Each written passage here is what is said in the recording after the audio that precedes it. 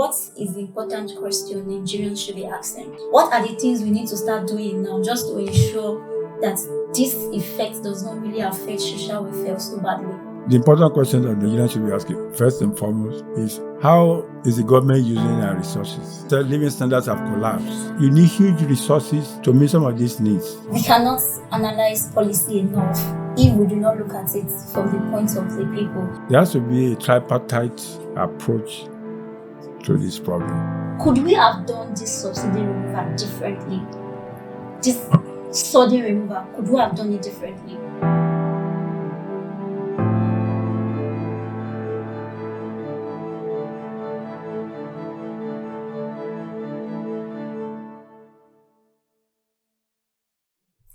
Welcome to another episode of the Economic Jigsaw podcast, where we piece together complex economic issues and make sense of them. I am your host, Omolola Lipede, and today we have a critical topic to discuss: first subsidy removal in Nigeria, balancing economics and social welfare.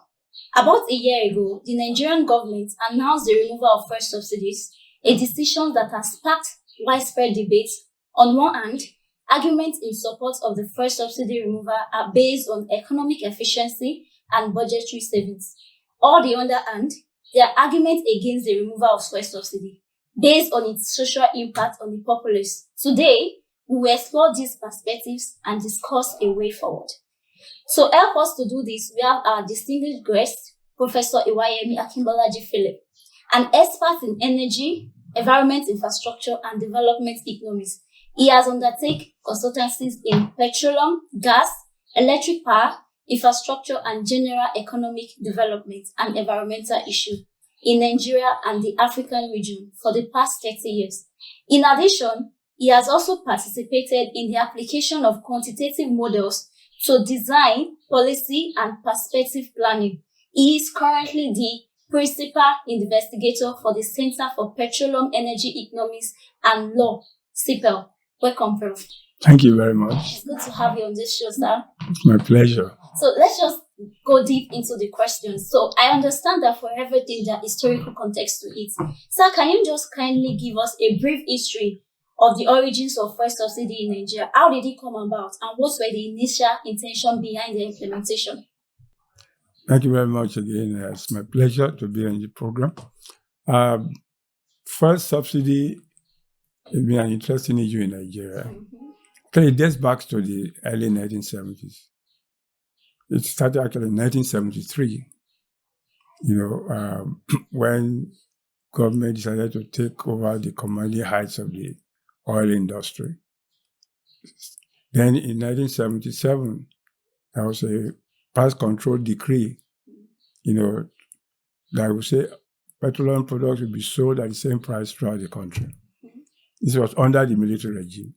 And the reason why the Obasanjo government, did what they did at that time was, at that time in the 1970s, crude oil prices shot up, rapidly, because of the geopolitics of oil at that time.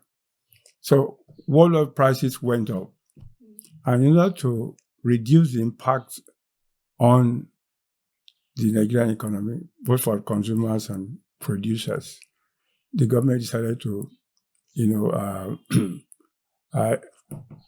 establish, a format for subsidizing petroleum products in Nigeria.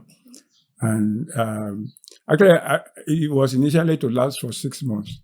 Oh, not forever. But, things have a way of, sustaining themselves. Yeah. And subsidy have been one of the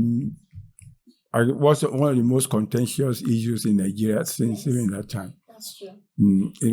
So the essence at the beginning was to have a short-term, palliative, in quotes, to reduce the impact of world oil prices on the domestic market. Mm-hmm. That was So it was not because it was not to last forever. I'm just getting that for the first time. Mm-hmm. So picking from that, definitely for it not to be intended to last forever, it has economic implications. So coming from the economic standpoint now, So can you explain why the Nigerian government now decide to remove it? Because from 1973 years, there have been attempts, gradual removal, but this current government decided to just announce and remove it.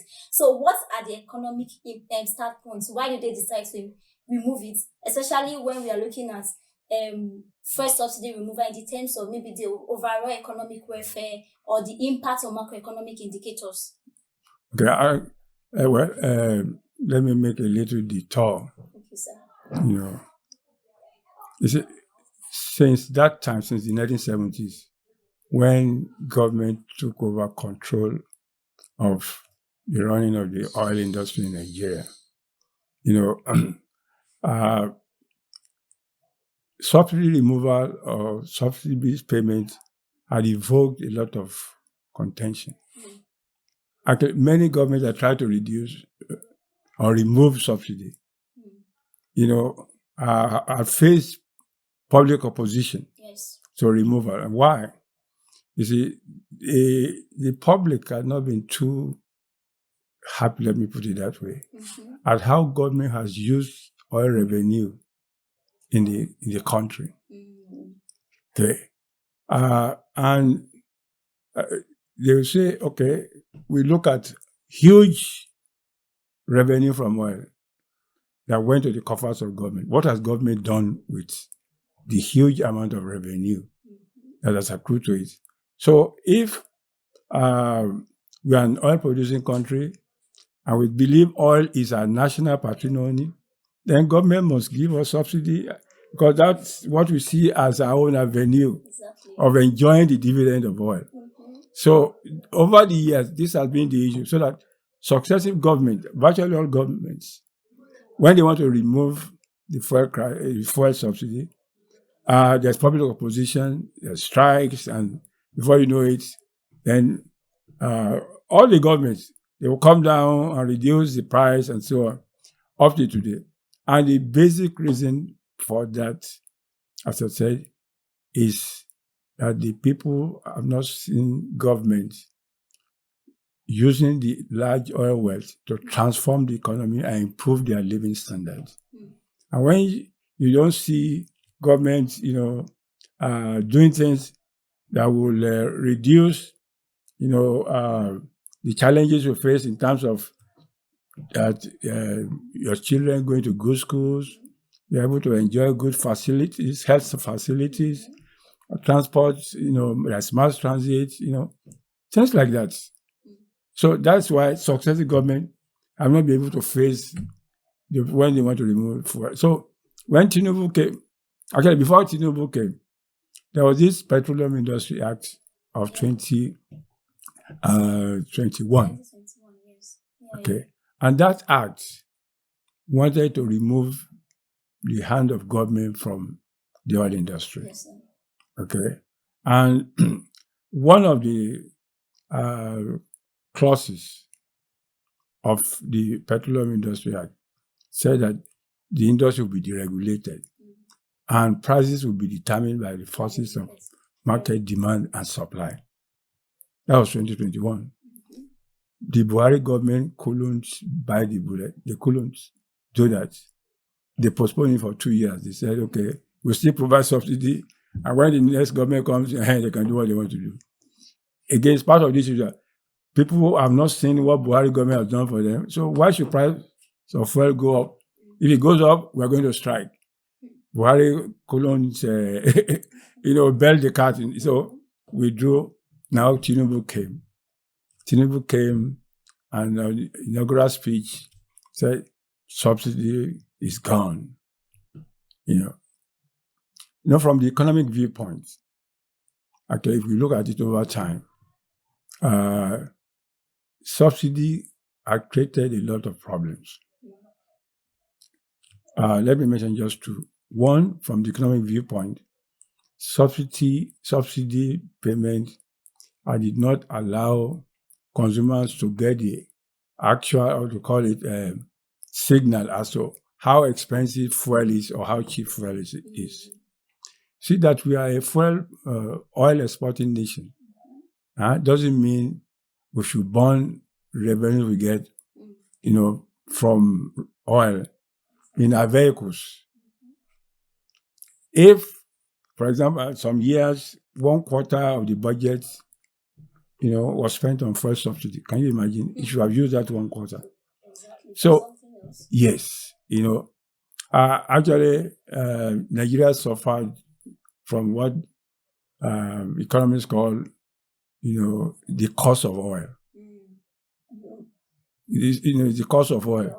And that cost of oil is because you have, for example, let me give you an example. You are producing crude oil, and you can't have refineries that will refine your oil. You are still importing. Is that not a paradox? That's a paradox, sir. 4 refineries you have, they are not working. And you continue to import So that's one direction. Second direction is fuel subsidy payments attracted corruption. At the time, they said we were consuming 100 million liters per day. Then, by March, it came down to 40 million. So, if you are paying subsidies, making payments based on what NNPC is telling us, what they import, then, look at the gap, 100 million to 40 million. Where did the oil go to? Although a lot of it goes out, smuggled out. So subsidy has many things negative around it. But you see, if you remove subsidy, you see, you are, especially in our own country, what you are doing is it's a major problem in the economy. So it's like if you are sick, and you need radical surgery, to heal you. Okay. Yes. In the modern times, that radical surgery will be performed after they've given you anesthesia. Yes.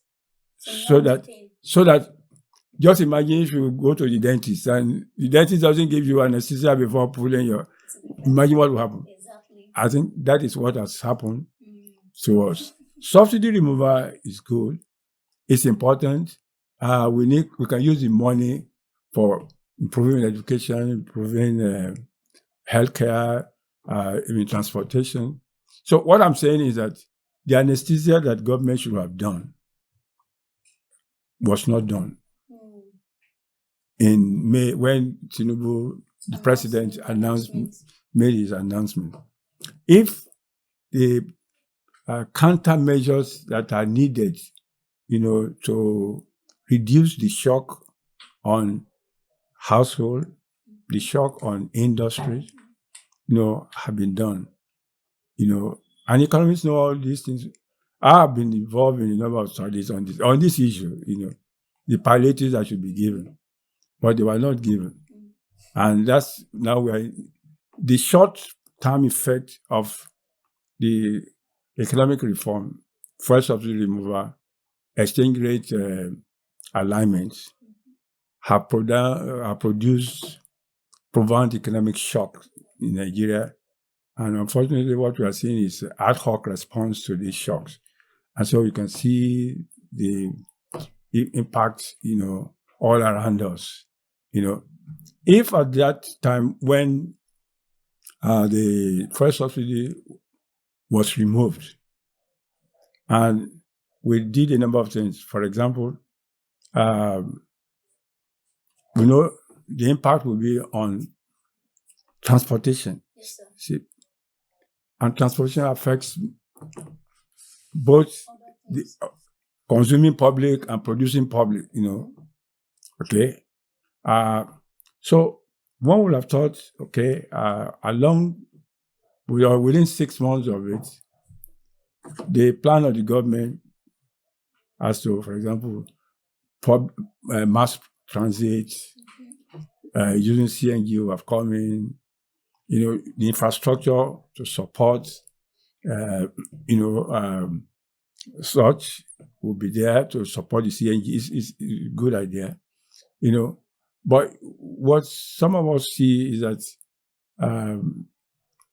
it seems the economy is in a panic mood. When you're in a panic, you don't do too many rational things. Exactly. Okay. And so policies will be here and there, there's no coordination, none of this. So subsidy removal, and economists will tell you, yes, it's necessary because it creates rents, corruption.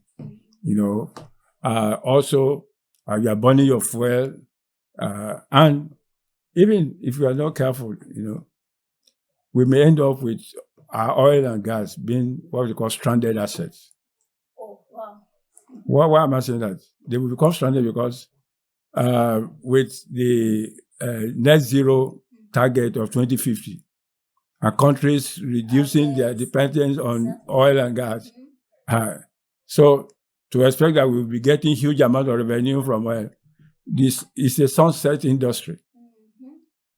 Because the economic responses to net zero in 2050, the technological responses, and we are seeing that in electric vehicles, we are seeing that in even in Nigeria, many people having solar panels, solar power rather than the public electricity system.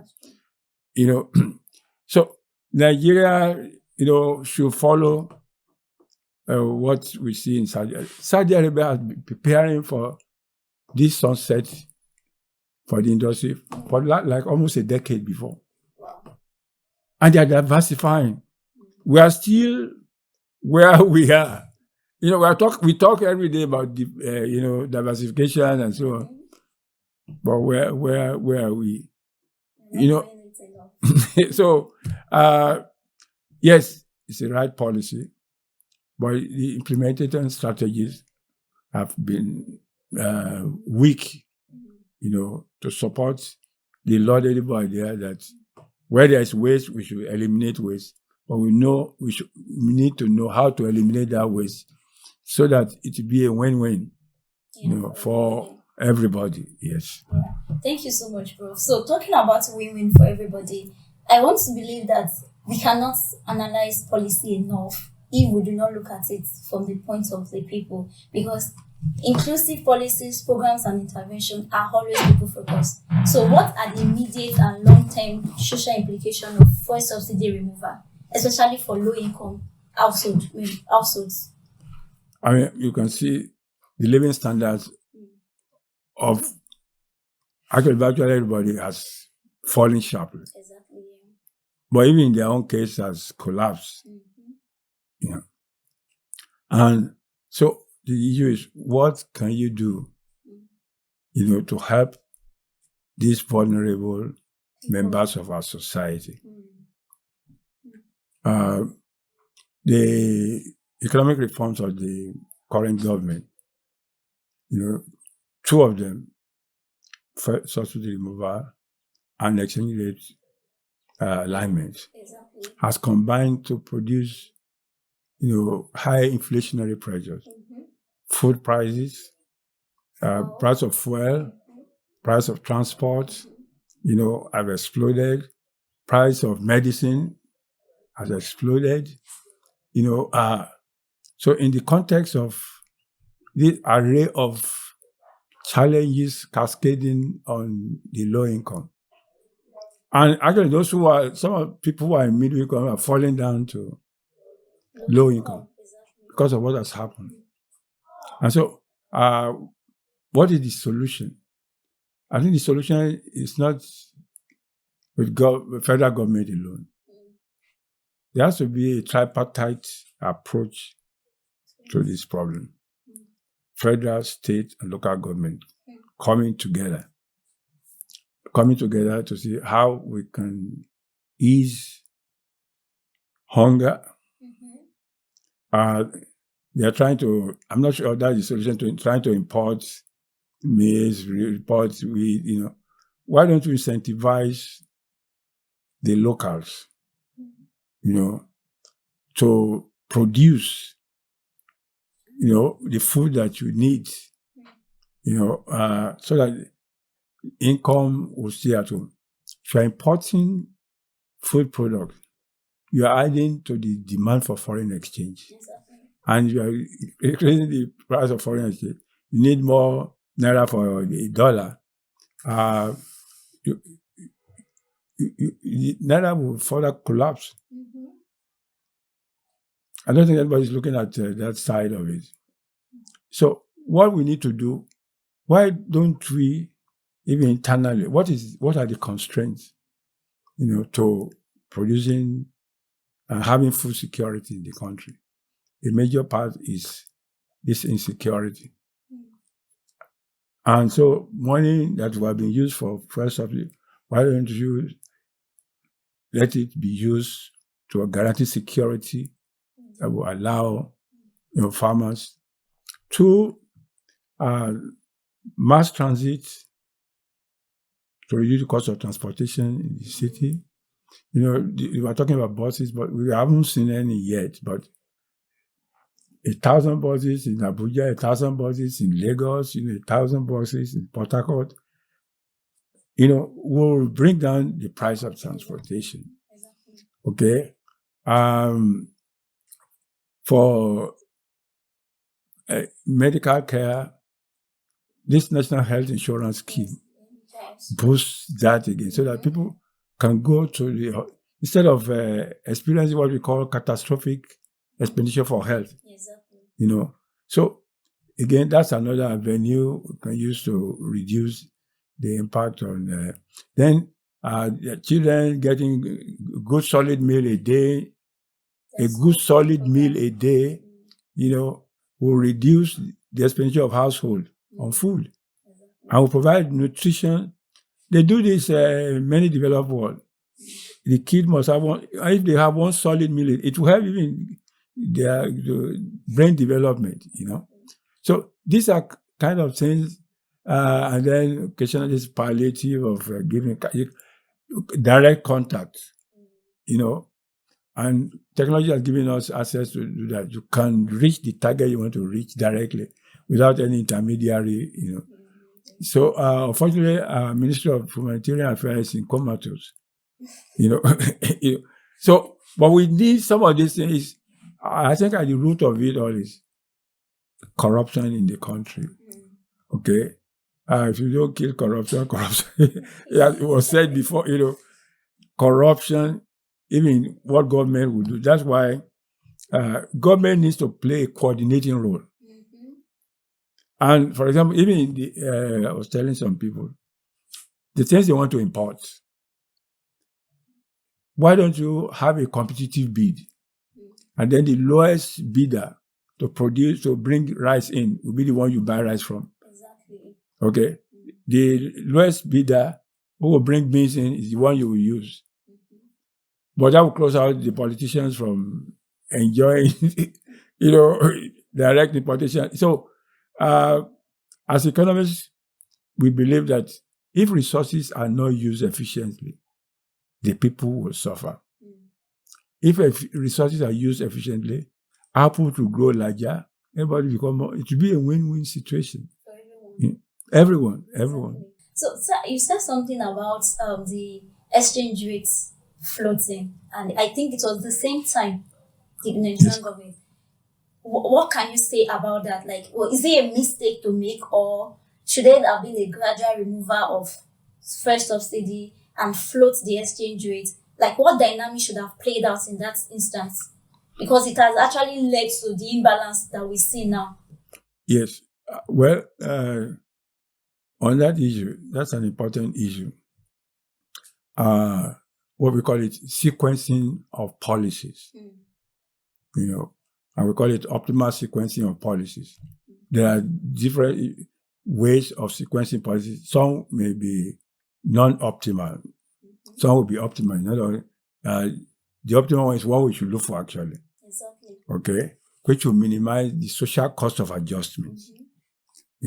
As I said, the combination of those two policies, exchange rate alignment and fuel subsidy removal, combined to produce the horrors we are seeing today.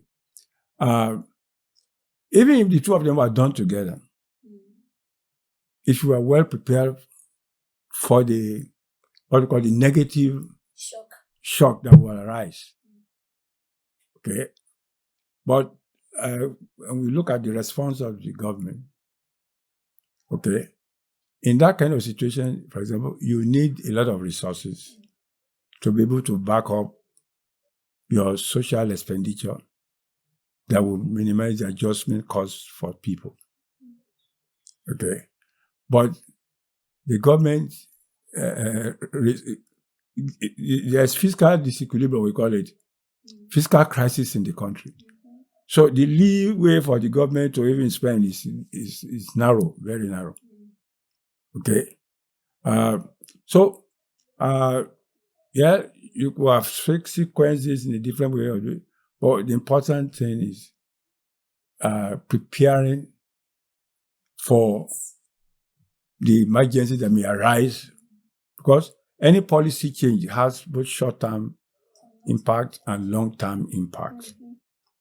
Okay. And in many countries, when the short-term impact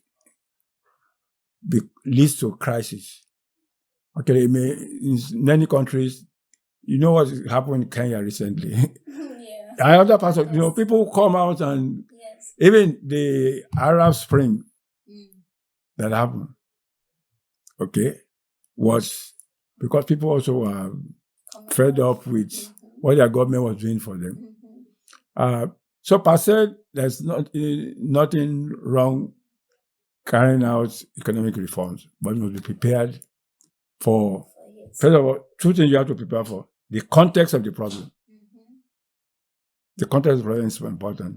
And then what you do to deal with the various issues that are arising. As they arise, you have this plan for that. This arises, you have a plan to deal with that, and you can coordinate all the efforts, and it becomes a win-win. But what happened in our own case is the policies were executed. We thought that the free forces of the market could do it, and things will work out. In the context of a divisive political environment, so everything you are doing, you also have to see what the other politicians are saying or doing. And as I said earlier on, once you're in a panic mode, that really will disorient rationality, whereas if you don't get yourself in panic mode and you are working, you can deal with all the emergencies. Nigeria is a country with huge potentials and good fundamentals. But in recent times, Nigeria has been grappling with several economic challenges. There is rising inflation, there's the forex crisis, and there is recently the debate on the new minimum wage. My name is Dr. Chukwuka Yapada. I'm the Executive Director of Center for the Study of the Economies of Africa. CC is an economic think tank that uses evidence-based research to inform economic policies in Nigeria and Africa broadly. We're happy to be partnering with the Nigerian Economic Society, which has a pool of expert economists, and that fits nicely into our work in CC in advancing evidence-based economic policy making. My name is Professor Adeola Adelikeju. I'm a professor of economics at the University of Ibadan and the current president of the Nigerian Economic Society, the NES. The NES is the oldest professional society in the social sciences in Nigeria. It was started in 1957 in London. And basically it provides an umbrella for all trade economists and allied professionals. We are very proud to be collaborating with the Center for the Studies of Economies of Africa. We just signed an MOU that allows both of us to work together. And one area of this collaboration is the production of a podcast. The podcast that is called the Economic Jigsaw will provide an opportunity for economists, Nigerian economists, to actually be able to share their perspectives on various economic policies, put in place by the government.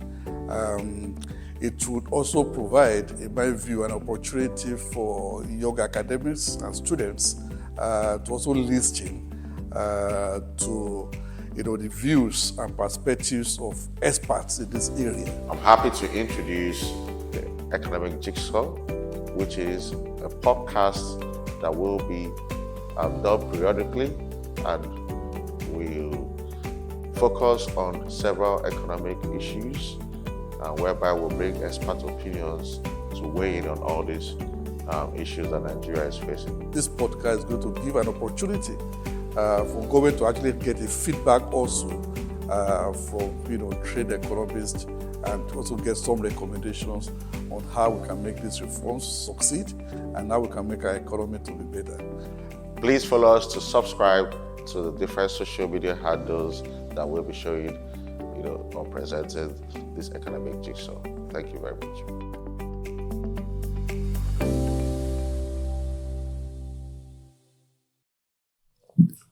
That's actually true. That's excellent, Prof. So, looking at the first subsidy removal saga, it was actually announced on his inaugural. And even before he left where he was speaking, there was issues of long queue at the fuel stations, and the petrol pump price has increased. Could we have done this subsidy removal differently? This sudden removal, could we have done it differently? Yes. Again, that's why I said the context is important. The social political context, they are important in any policy change. If you don't factor the context into the policy change, you are going to run into problems. Because the expected outcome for any policy change may not be what you expect because of this social, economic, and political context. For example, Nigeria was just recovering from COVID. Okay. Apart from that, there's the crisis of the higher farmer insecurity. Food could not be produced. The food basket area of the country ravaged by crisis. You cannot eat your cake and have it. Exactly. It's obvious that there will be food shortage. It's obvious. I mean, anybody who looked at deeply and once you have food crisis and hunger comes in, and you have this transporting food from the rural area to the urban area, but more expensive. You can see why food inflation just ravaging everybody. And people say they are now hungry, So, just to come back to the issue you raised, sequencing is important. But I think the president thought, since there is a lot of corruption and people, you should begin to sequence things, and you don't do it once and for all. People may want to sabotage the matter, or it may be difficult for government to want to do the next step. But really, to minimize the shock on the economy, maybe like phasing in on this quarter, the price will go by this one, the next quarter by this, so that the shock will be reduced on the economy and the people. But I think the president decided that was the way to go. Unfortunately, that way to go had led to, social and economic chaos. Wow, thank you. So I think we can pick lessons from other countries. So looking at other countries that have undergone similar transitions, what lessons can Nigeria learn? Is there any successful models or approaches that we can adopt from other countries and within similar contexts like you earlier highlighted that Nigeria can adopt? Oh, yes, a number of examples. Iran did it and did it successfully. They also have palliative targeting, giving people direct support, for certain groups. But you see, I think the problem of making some of those comparisons the contexts differ. In Nigeria is a democracy in quotes. Iran is a dictatorship. Yes. The protesters, they kill even some of the people. You can't do that easily in Nigeria, and So each country has its own unique way of doing things. There's no one formula that will fit for all the countries. So each country understands its own nuances, its own culture, its own social system, its own economic system. But I think one thing I've seen even in this crisis, which it's not only this crisis, actually over the years, is underutilizing your I would call it university and research institutes. R&D institutes. Yes.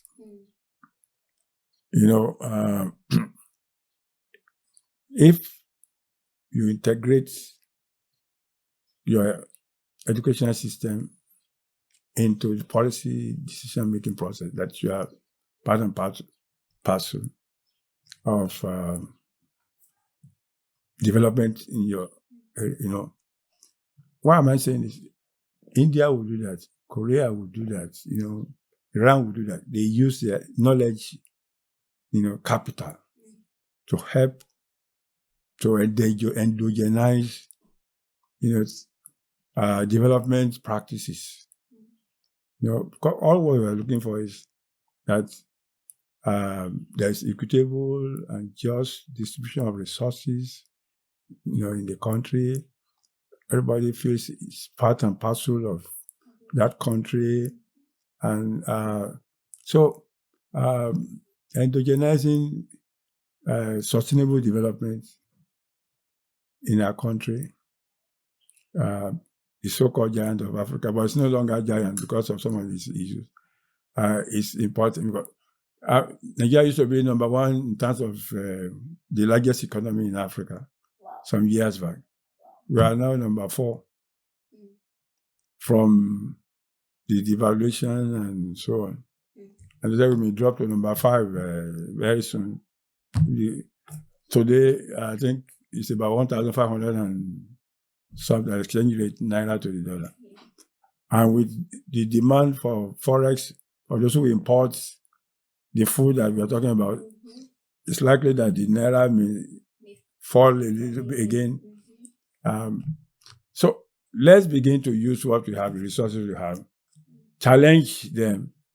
Okay, yes, we need livestock. We need to develop. You, this university, I give you 500 million. Okay, and I need you to get me a livestock, that will feed this. Yeah, or you, this university department of mechanical engineering. How do we endogenize this CNG and do it cheaply? So there are issues, matters arising, so that even in the process of getting out of this crisis, we are stronger and we will build a system that doesn't depend just on foreigners alone. That's what China did. Yes. That's what India did. They sent their people, so the best schools came back and changed the face of China and India. Nigeria will be like that too. Yes. You have not jackpot, but for those who jackpot, we are expecting that you come back. It's not you alone. Even some of my children are outside, but Nigeria should challenge its people to solve its problem. Yeah. People who understand and know the problem, not politicians. Exactly. Or politically connected people, who are put in some of these positions. And finally, Ministry of Livestock, for what? There's so much bloated expenditure in government. And as I said, you need huge resources to meet some of these needs, social needs. So we should not be creating another Ministry of Livestock when Ministry of Agriculture is there. It's part of actually the problem in Nigeria. It's not only this government. For several governments, successive governments, they're not being able to control their expenditure. And you need government resources actually to do certain things that will catalyze growth and development. So, thank you so much. I was even about to ask for your general thought for looking at it has happened. I think even the government is trying to cushion the effects by trying to open the border and saying we can now start importing rice and all. So, what's like your general thought on post-fuel subsidy removal? So, I was about to ask for that. I don't know if you have more things to ask that. What are the things we need to start doing now just to ensure that this effect does not really affect social welfare so badly? No, it's not like it won't affect social welfare. It has already done that. Yes, as I said, living standards have collapsed. Exactly. There is increased hunger in the land. People are also dropping more and more into the poverty. Yes. What they said a few years back that Nigeria is poverty capital of the world. Yes. It's more real today than a few years back. We are talking about that. I think what we can do is for each stakeholder, and the stakeholders, the government, the civil society, and people themselves, be involved in a coordinated effort to lift people out of poverty. Instead of, there's what I call too much cheap talk in Nigeria. We need, in those days, health for all by year 2000, housing for all by year 2015. Everything, we should get off the cheap talk and action. Okay. Transport is a major issue. Okay. Let's get infrastructure for this CNG and also fiscal incentives for those who want to, change from petrol to CNG-driven vehicles. There has to be incentive that allow them to do that. Otherwise, they won't do that because it's expensive. You may spend up to almost $1,000 to, change your vehicle. There has to be support for that. Two is how can the government reduce the food security problem? That is a hard task, but I hope, they said they have gone for import, but you need to encourage. And actually, this way also we should change the methodology of getting our output. We need young people, men and women, who use science and technology in our rural areas for farming production. It's not this cutlass and hoe. Productivity is important. And those young people, coming into maybe partnership, they are given places like the Fashola farm here, they can bring knowledge, into agriculture so that productivity will increase. I was at a place recently where they make gari. And the cassava that, the farmers brought, part of it, just like my 2 fingers like this. That's small. Exactly. Okay. And the people there were still using knife to peel the cassava before they grate it. These are simple, that technology, peeler, and I'm sure occasionally they will cut themselves. Yes. Then the gari itself is still using firewood and but you see, if educated people get into it, they will bring their knowledge into this. So we need to even use this crisis period to restructure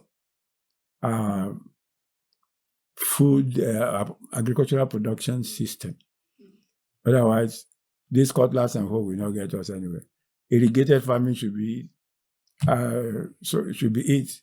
But what are they doing in our Faculty of Agriculture? They should teach their students to be change agents when they leave Faculty of Agriculture across the country. Exactly. And introduce this that will boost, production, productivity. So 2 or 3 farmers will produce what 1,000 farmers will produce in the past. Food is very critical. Then address the issue of national health insurance. Okay, because people are no longer going to the hospital and they are just dying, unfortunately. So then education is important. Feed the kids, in school, 1 solid meal a day, across the country. Actually that one will also integrate to the farming system in those areas. They used to do it, but I don't know how regular it is. Really good for them. So that's one way. It will relieve families of the burden, and transition to the new energy system. So it's a great challenge. A great challenge. But we can overcome, just as the Black Americans say, we shall overcome and we can overcome. And as Obama said, yes, we can. Yes, so I'm optimistic that of course we are. So looking at an average Nigerian now, like you said, Prof, that we are more of cheap talks, and if you go on Twitter, you see young people dragging each other, saying a lot of things. So I want to ask, as an expert in this field, what is the important question Nigerians should be asking? The important question that Nigerians should be asking, first and foremost, is how is the government using our resources? If they are not efficient, what can we do to challenge it so that they be more accountable? You see, there's little accountability in the country. That's one of the major problems. That's why oil has been a curse rather than a blessing.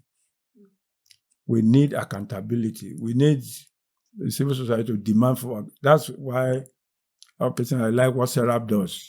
Takes some of these cases to the court so that there's some visibility.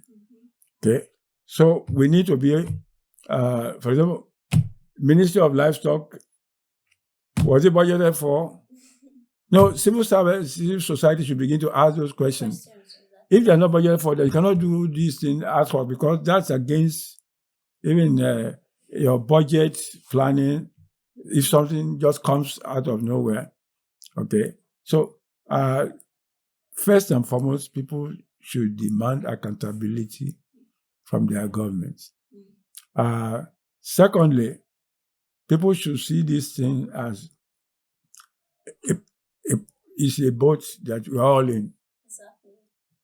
If the boat shipwrecks, we all will suffer. So we don't need to shipwreck a boat we are in. We should contribute to how do we help this boat in this stormy sea. This storm will have an expiry date, but while we are still in the boat in this, let's help ourselves. So it's not enough to just be ranting on the social media or what is my own part, what is your own part in solving, and let us articulate these points on the social media. These are alternatives to this. This is how we can do this. That's how we can do this. If we begin to do that, then we do it in the concept of being a family. Then this day, I'm here. No, it has to be something that, again, will be a win-win. Government has its own part to play. Exactly. Being responsible, citizens also should know that they are also responsible for some certain things.